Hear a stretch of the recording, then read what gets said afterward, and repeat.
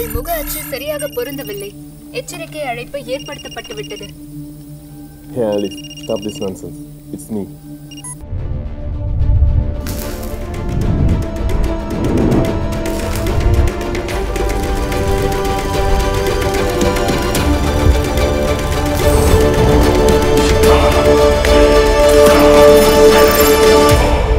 App install பண்ணுங்க, videos பாருங்க. பேடிஎம்ல இருந்து உங்களுக்கு 25 ரூபா வரும். அது மட்டும் இல்லாம எங்களோட இன்வைட் கோட் யூஸ் பண்ணீங்கன்னா அதுல இருந்து 50 ரூபா வரும். இது மட்டும் இல்லாம நீங்க ரோஸ் நான் எவ்வளவு தூரம் பாத்துட்டே இருக்கீங்களா, உங்களுக்கு வந்து காயின்ஸ் வந்துட்டே இருக்கும். அந்த காயின்ஸ் நீங்க மணியை கன்வெர்ட் பண்ணி இன்னும் நிறைய பணங்களை சம்பாதிச்சுட்டே இருக்கலாம். அதோட லிங்க் வந்து கீழே இருக்க டிஸ்கிரிப்ஷன் கமெண்ட்ல கொடுத்துருக்கேன், போய் அதை டவுன்லோட் பண்ணுங்க. வந்தா ராஜாவா தான் வருவேன். எஸ், சிலம்பரசன் அவர்கள்னாலே கான்ட்ரவர்சி தான். ரீசெண்டா 2 நாள் ஃபுல்லா யூடியூப்ல அவர் தான் பயங்கர ட்ரெண்டிங்கா இருக்காரு. முதல்ல எனக்கு வந்து கட் அவுட் வைக்காதீங்க அப்படின்னாரு. இன்னொரு வந்து எனக்கு அண்டாண்டாவா பால் ஊத்துங்க, கட் அவுட் வைங்க, இது வரைக்கும் வைக்காத அளவுக்கு வைக்காதீங்க அப்படின்னு சொல்லிட்டு இருந்தாரு.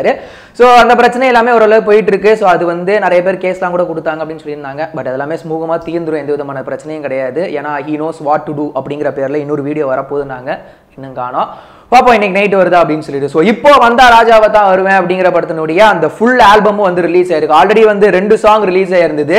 ஸோ அந்த 2 சாங்கும் நீங்க கேட்டிருப்பீங்க. ஸோ அதனோட ரிவ்யூ நீங்க படிச்சு தெரிஞ்சுக்கணும், இல்லை பார்த்து தெரிஞ்சுக்கணும்னு நினைச்சீங்க அப்படின்னா அதுக்கான லிங்க் கீழே உள்ள டிஸ்கிரிப்ஷன் நான் பேஸ்ட் பண்றேன், நீங்க போய் பார்த்து தெரிஞ்சுக்கலாம். ஸோ ரிமைனிங் வந்து பாத்தீங்க அப்படின்னா ஒரு 4 ட்ராக்ஸ் இருக்கு. ஸோ அதில் ஃபர்ஸ்ட் வந்து நம்ம பார்க்க போறது வந்து பறவைகள் அப்படிங்கிற மாதிரியான ஒரு song.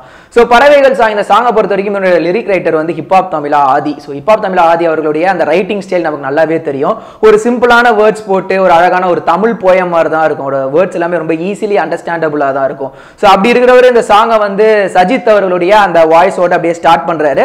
Followed by typical hip hop Aadhi style. அவருடைய அந்த ஸ்டைல் இருக்கும்ல, அதுல உள்ள இன்சர்ட் பண்ணிட்டு நிறைய இங்கிலீஷ் அண்ட் தமிழ் வேர்ட்ஸ்லாம் அங்கங்க யூஸ் பண்ணி கொஞ்சம் கொலோக்கியலாகவும் கொஞ்சம் அவருடைய அந்த டிபிக்கல் ஸ்டைலையும் கொஞ்சம் மெயின்டைன் ஆயிருக்கும்.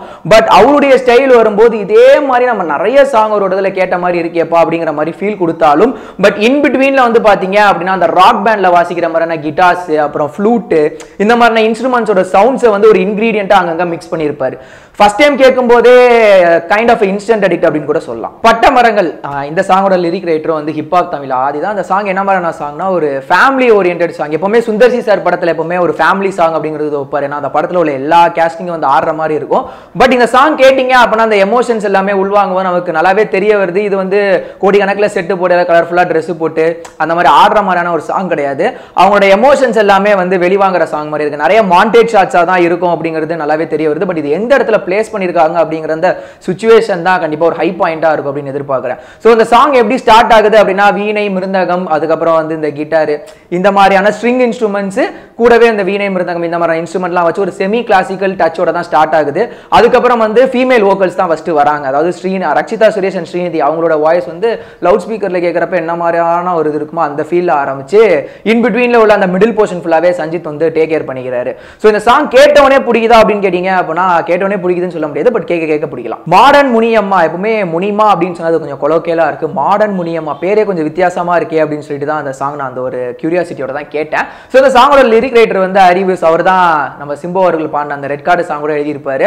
ஸோ அவரோட லிரிக் எப்படி இருக்கும் அப்படிங்கிறது நமக்கு தெரியும். ஸோ இந்த சாங் எப்படி ஸ்டார்ட் ஆகுது அப்படின்னா ஸ்ட்ரிங் இன்ஸ்ட்ருமெண்ட்ஸ் மூலியமா தான் ஸ்டார்ட் ஆகுது. அது ஸ்டார்ட் ஆனதுக்கு அப்புறம் வந்த குடி இளையராஜா எப்பவுமே ஒரு ஃபோக் சாங் பாடுறாங்கன்னு வைங்களேன், அவங்களோட வாய்ஸ்ல வந்து ஒரு ஷார்ப்னஸ் இருக்கும், ஒரு எனர்ஜி லெவல் இருக்கும். அது எல்லாத்தையும் மேல வந்து ஒரு சில வார்த்தைகளை அவங்க ஸ்ட்ரெஸ் பண்றதா இருக்கட்டும், அந்த ஹை பிச்சுக்கு போயிட்டு அதுக்கப்புறம் வரதா இருக்கட்டும், இது எல்லாமே வந்து நம்ம ஃபோக் சாங்ல மட்டும்தான் கேட்டா அந்த ஒரு ஃபீல் வந்து கிடைக்கும். பட் இந்த ஃபோக் சாங்கை ஹிப்ஹாப் தமிழ் ஆதி எப்படி ட்ரீட் பண்ணியிருக்காரு அப்படின்னா அந்த ஒரு விஷயம் இல்லை, அதாவது அந்த ஷார்ப்னஸ் அப்படிங்கிற ஒரு விஷயத்தை கம்மி பண்ணிட்டு ப்ராப்பரா ஸ்ட்ரெஸ் பண்றாரு. நல்லா அந்த எனர்ஜி லெவல் அப்படியே இருக்கு. பட் இந்த ஹை பாயிண்ட்ஸ் அப்படின்னு சொல்லுவோம்ல, அது வந்து நம்ம பெருசா நம்ம யோசிச்ச அளவுக்கு பெருசா இல்லை. அதுக்கேற்ற மாதிரி கொஞ்சம் ரிதமிக்கா கொஞ்சம் அந்த ஒரு டெம்போலேயே தான் மெயின்டைன் பண்ண வச்சிருக்காரு. ஸோ இந்த சிங்கருக்கு ஈக்குவலான மாதிரியான ஒரு ஃபீமேல் வோக்கல் சிங்கரை தான் சூஸ் பண்ணி அவங்களும் அதே மாதிரியான ஒரு டெம்போ அந்த ஒரு மெயின்டைன்ல தான் அவங்களும் மெயின்டைன் பண்றாங்க. பட் எப்பவுமே ஃபோக் சாங்க்கு முக்கியமே அந்த பீட்ஸ் தான், அதான் நம்மளை வந்து அப்படியே ஆட வைக்கும். ஸோ இதுலயே அந்த ரொட்டீனான பீட்ஸ் எல்லாமே இருக்கு. பட் அது கூட வந்து இந்த நாதஸ்வரம், அதுக்கப்புறம் அந்த பேஸ் கிட்டார் செக்ஷன்ஸ் இதெல்லாமே மிக்ஸ் பண்ணி ஒரு மிக்சர் ஆஃப் ஒரு எப்படி சொல்றது ஒரு new kind of folk song அப்படின்னு சொல்லி ஒரு மைல்டான folk song which has the same routine beats but doesn't have so much of high points. ஒண்ணுக்கு ரெண்டா இந்த சாங் கேட்டதுல இருந்து எப்படா அந்த சாங்கோட வீடியோ பார்ப்போம் அப்படிங்கிற ஒரு கியூரியாசிட்டி தான் ரொம்ப அதிகமாயிருச்சு அப்படின்னு சொல்ல முடியும். என்னைக்குமே ஒரு ஹீரோக்கு வந்து 2 மாமா பொண்ணுங்க இருந்துச்சு, அந்த 2 மாமா பொண்ணுங்களை யாரை ஃபாலோ பண்றதுன்னு தெரியல அப்படிங்கிற மாதிரி ஒரு சிச்சுவேஷன்ல ஒரு சாங் வச்சாங்க அப்படின்னா அது என்ன மாதிரி விஷுவலா எடுப்பாங்கன்னு யோசிச்சு பாருங்க. முக்கியமா சுந்தர்சி சார் படங்கள் அப்படின்னாலே செம்மையா காட்டுவாரு. விஷுவலாக சொன்னப்பா, வீடியோவை விஷுவலாக சொன்னேன். விஷுவல் வந்து ரொம்ப அழகாக காட்டியிருப்பாரு. ஸோ இந்த சாங்கை பொறுத்த வரைக்கும் கேத்ரின் தெரசா, மேகா ஆகாஷ் அவங்க 2 பேரோட இளமை தழும்ப இருக்கிற மாதிரியான ஒரு விஷுவல் தான் நான் எதிர்பார்த்துக்கிட்டு இருக்கேன். கூடவே சிம்பு அண்ணாவோட பெர்ஃபார்மன்ஸ். ஸோ இந்த சாங் வந்து யார் பாடியிருக்காங்க அப்படின்னா, அந்த எனர்ஜி பவர் பேங்க் அப்படின்னு சொல்லுவாங்களா, நம்மளுடைய செந்தில் கணேஷ் அவர்கள், விஎம் மகாலிங்கம், அதுக்கப்புறம் வந்து சத்யநாராயணன், இவங்கள மாதிரி நல்ல ஒரு பவர் பேங்க் பெர்ஃபார்மன்ஸ் கொடுக்கக்கூடிய அந்த ஒரு சிங்கர்ஸ் தான் அந்த சாங் வந்து பாடியிருக்காங்க. அண்ட் இந்த சாங்கோட லிரிக் ரைட்டர் வந்து கபிலன் வைரமுத்து அவர்கள். ஸோ இது ஆரம்பிக்கும் போது என்னமோ பூவே உனக்காக வெள்ளையங்கிரி மாமா மாதிரி லைட்டாக ஆரம்பிச்சாலும் அதுக்கப்புறம் ஒன்ஸ் அந்த லெவலில் ரீச் பண்ணதுக்கு ஒரு எனர்ஜி லெவல் அப்படியே ஹை பாயிண்ட்டுக்கு போயிட்டே தான் இருக்கும்.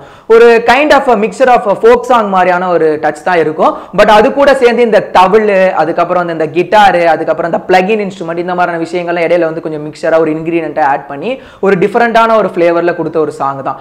ஸோ என்னதான் இந்த ஆல்பம்ல உள்ள எல்லா சாங்ஸுமே நான் வந்து இந்த மாதிரி டிஸ்கிரைப் பண்ணியிருந்தாலும், பட் அந்த சாங்ஸ் எல்லாமே நீங்க கேட்கும்போது உங்களுக்கு என்ன ஃபீல் ஆகும் அப்படின்னா, ஹிப்ஹாப் தமிழ் ஆதியுடைய அந்த பழைய ஆல்பத்தினுடைய அந்த டச் இருக்கு தெரியுமா, அது ஆங்காங்கே வந்துட்டு போயிட்டு தான் இருக்கு. பட் இருந்தாலும் ஹிப்ஹாப் தமிழ் ஆதி அப்படிங்கிறவர் one of the most promising music director இன்னைக்கு இருக்கிற நம்மளுடைய இந்த காலகட்டத்தில். அவருடைய ஆல்பம்ஸ் என்னைக்குமே அவங்க ஃபேன்ஸ் வந்து பெருசா டிசப்பாயிண்ட் பண்ணதா நான் கேள்விப்பட்டதில்லை. ஸோ அந்த வகையில் வந்தா ராஜாவை தான் வருவேன் வந்து பார்த்தீங்க அப்படின்னா உங்களை பெருசாக டிசப்பாயிண்ட் வந்து பண்ணாது. ஸோ நீங்கள் அந்த சாங்ஸ் எல்லாமே கேட்டதுக்கப்புறம் உங்களுடைய கருத்துக்கள் என்ன மாதிரி இருக்குது அப்படிங்கிறத மறக்காம கீழே உள்ள கமெண்ட் செக்ஷனில் கமெண்ட் பண்ணுங்கள். Net TV for you 7.7 lakhs subscriber வந்திருக்காங்கன்னு கேள்விப்பட்டேன். ரொம்ப சந்தோஷம். அது வந்து 1 million வர்றதுக்கு என்னுடைய வாழ்த்துக்கள்.